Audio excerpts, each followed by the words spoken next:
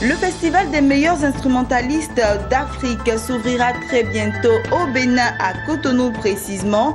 Pour ce faire, les promoteurs de ce festival ont rencontré les journalistes pour les inviter à mieux faire connaître cet événement. Les détails dans ce journal. Et puis la course au smartphone en Côte d'Ivoire, les adeptes de cette technologie s'activent sans cesse pour se procurer les dernières sorties. Un constat dans cette édition. Voici pour le sommaire. Bonsoir à tous et bienvenue au journal de Business 24 Africa. Commençons par cet élément. Du 26 novembre au 4 décembre, Cotonou, la capitale économique du Bénin, va abriter le festival des meilleurs instrumentalistes d'Afrique. Une rencontre panafricaine de promotion des métiers de l'industrie musicale. Depuis quelque temps, ces promoteurs sont en tournée d'information et de sensibilisation en Afrique. Le vendredi à Abidjan, ils ont eu une rencontre avec les journalistes pour les inviter à mieux faire connaître cet événement. Lawani Babatunde et Maruseri. Après les deux premières éditions, le Festival des meilleurs instrumentalistes d'Afrique revient cette année. Pendant une dizaine de jours, du 26 novembre au 4 décembre, Cotonou, la capitale économique béninoise, va vivre au rythme de cette rencontre panafricaine de promotion des métiers de l'industrie musicale. Face à la menace de la technologie, ce festival entend sauver les métiers de la musique. Une véritable tribune d'expression et de distinction de tous les acteurs intervenant dans toute la chaîne de production musicale. Il est à noter que de nos jours, la musique programmation sur ordinateur est en train de prendre de l'ampleur. Ce qui fait que très souvent, quand nous sommes en concert, il arrive des moments où les spectateurs se posent la question de savoir si c'est l'artiste même qui est sur scène. Parce que parfois, les voix sont traitées, ça passe pas d'un synthétiseur, on ne se retrouve même plus. Donc il y a une très grande différence entre l'opus et la prestation de l'artiste.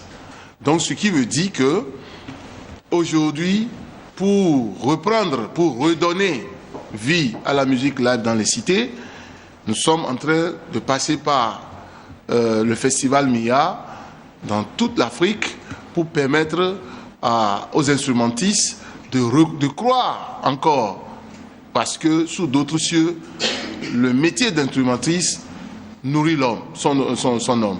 Pour cette édition 2016, plusieurs innovations ont été apportées à cet événement. Les organisateurs ont levé un pan de voile sur quelques-unes. Nous avons instauré l'inscription des orchestres censés jouer sur des podiums off. C'est pour donner la chance à tout le monde, parce que les deux éditions passées, la plupart des orchestres qui ont joué en podium off ont été pratiquement des orchestres du Bénin. Alors que dans les autres pays d'Afrique, il y en a qui ne sont pas prêts à compétir, mais qui ont aussi des talents, qui ont des compositions à partager avec le reste des collègues et faire la fête sur le festival.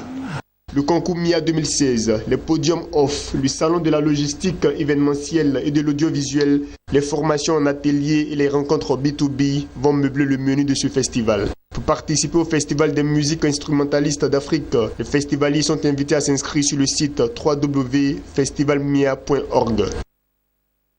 Et voilà, parlons de télécommunications à présent. Depuis quelque temps, les sociétés de fabrication de téléphones proposent des smartphones variés, de plus en plus fins, avec diverses fonctionnalités. L'objectif semble être la conquête du cœur de l'utilisateur, mais surtout rafler une part importante du marché des Android en forte croissance.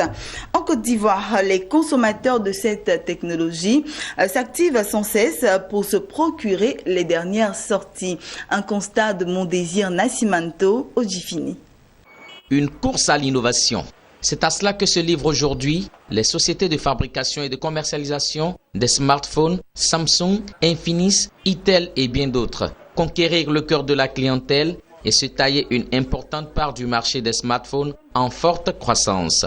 Un smartphone, c'est un téléphone tactile qui a Android que tu peux aller sur Internet rapidement. Tu peux télécharger des vidéos, des photos. Les gens aiment beaucoup Infinis et puis les nouveaux Itel qui viennent d'arriver, 1550, 1551. On a remarqué que les clients aiment beaucoup les smartphones parce que c'est l'âge et puis la navigation est rapide. Tu peux télécharger tout ce que tu veux rapidement par rapport au petit téléphone, quoi. Quand les clients arrivent ici, ils demandent un téléphone Android. Bon, il y a certaines personnes qui ne savent pas ce que ça veut dire, mais comme ils entendent dehors, Android, ils viennent dire, ah, c'est quel téléphone on appelle Android là? Ça fait quoi? Donc nous on leur dit, ah, Android là, il y a tout dessus. Voilà, l'appareil photo est propre, la caméra est propre, et puis tu peux télécharger la Bible, le Coran selon ta religion, tu peux télécharger des films, tout ce que tu veux. Parce qu'on a le chinois, on a les copies et puis il y a les originaux. Donc les chinois comme ça, à partir de 15 000, tu peux avoir un portable Android. L'accès à l'Internet, la recherche des documents à usage estudiantin, la facilité à utiliser le clavier, les fonctionnalités du smartphone sont quelques raisons qui seraient à la base de la ruée vers les smartphones au détriment du téléphone portable conventionnel. En premier lieu, c'est pouvoir effectuer des appels et puis recevoir aussi. Et bon, souvent aussi, ça nous permet de faire des recherches. Surtout que souvent on n'a pas les moyens d'acheter des ordinateurs. Donc je pense qu'avec le téléphone, on peut pouvoir naviguer tranquillement, faire des recherches sur le net. Généralement, c'est l'appareil photo. Et aussi pour pouvoir aussi aller sur plusieurs sites comme Facebook, Twitter. Je sais pourquoi nous aimons ce genre de téléphone-là. Disons, c'est pareil aussi à d'autres téléphones, mais ça a plusieurs performances. Et puis, c'est facile à utiliser.